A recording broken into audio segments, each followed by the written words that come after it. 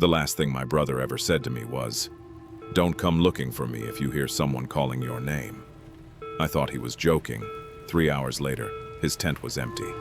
His phone was still inside. His shoes were still outside. And there were footprints leading away from the campsite. But only one set came back. My brother Daniel had always been the kind of person who disappeared for a few hours without telling anyone. Not because he was irresponsible. He just liked being alone. He worked long hours and hated crowded places, and whenever life became too overwhelming, he'd disappear into the mountains for a day or two. That summer, he'd convinced me to go camping with him. It was supposed to be simple. One night in the woods, a little fishing, a fire, and then home the next morning. We chose a remote campsite several miles from the nearest town. There were no houses nearby, no cell service, just a narrow forest road, thick trees, and a lake surrounded by mountains. When we arrived, Daniel immediately started setting up the tent. I remember joking that we'd probably get eaten by a bear. He laughed. Then he looked toward the tree line. For a second, his smile disappeared. "What's wrong?" I asked. "Nothing." He went back to the tent. I didn't think much of it. Later that evening, we cooked dinner and sat beside the fire. The forest was unusually quiet. There were no birds, no insects, not even the occasional rustling you'd normally hear in the trees. Daniel noticed it too. "It's weirdly quiet tonight." I shrugged. Maybe everything went to sleep. He smiled, but he didn't look convinced. Around midnight, we crawled into the tent. I fell asleep almost immediately. Daniel didn't. I remember hearing him moving around beside me. Eventually, he whispered, "You awake?" "Yeah." "Did you hear that?" I listened. At first, nothing. Then, from somewhere beyond the trees, I heard a voice. It sounded like a woman, very faint, calling someone's name. I couldn't make out the words. Daniel sat completely still. "Probably another camper," I whispered. "There aren't any other campsites around here." I looked at him. "How do you know?" I checked the map. The voice came again. This time it sounded closer. Daniel unzipped the tent slightly and looked outside. I grabbed his arm. "Don't!" He stared at me. Then he smiled. "Relax, I'm just checking." He stepped outside. I waited. A few seconds passed, then a minute. "Daniel?" No answer. I crawled out of the tent. He was standing several yards away, staring toward the forest. "Come back," I said. He turned around. His face looked strange, not scared, confused. "Did you hear that?" "Hear what?" "My name." I looked toward the trees. Nothing moved. Daniel walked back to the tent. Neither of us slept much after that. The next morning, he acted like nothing had happened. We packed our things and started hiking toward the lake.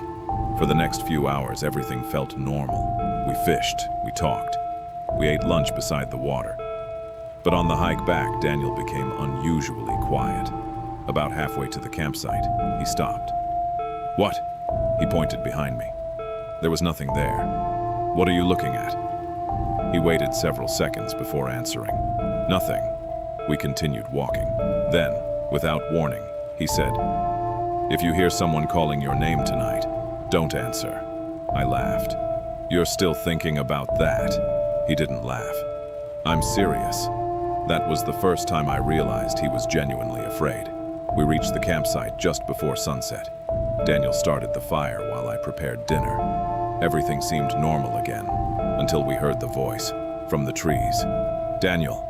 My brother froze. I looked at him. The voice came again. "Daniel." It sounded exactly like our mother, but our mother was 3 states away. Daniel stood up. "Don't move." He walked toward the edge of the campsite. I grabbed his jacket. "What are you doing?" "That's my mom's voice." "I know." He stared into the trees. Then he whispered something I'll never forget. "She died 3 years ago." My entire body went cold.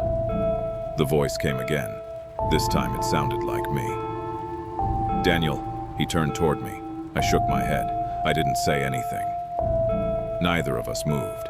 Then something cracked deep inside the forest. A branch, then another. Something was moving toward us. Daniel grabbed the flashlight. "Get in the tent." We ran inside and zipped the door shut. For nearly 20 minutes, we heard movement around the campsite. Slow footsteps, leaves shifting, branches breaking, but nothing ever appeared. Eventually, everything went silent. We stayed awake until sometime after midnight. At some point, I fell asleep. When I woke up, Daniel was gone. His sleeping bag was empty. His jacket was missing, but his backpack was still there. His phone was lying beside it. I immediately crawled outside. His boots were gone too.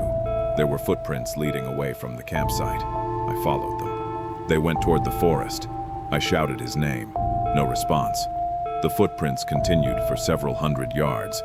Then something made my stomach drop. There were two sets of tracks. One belonged to Daniel. The other, I couldn't identify it.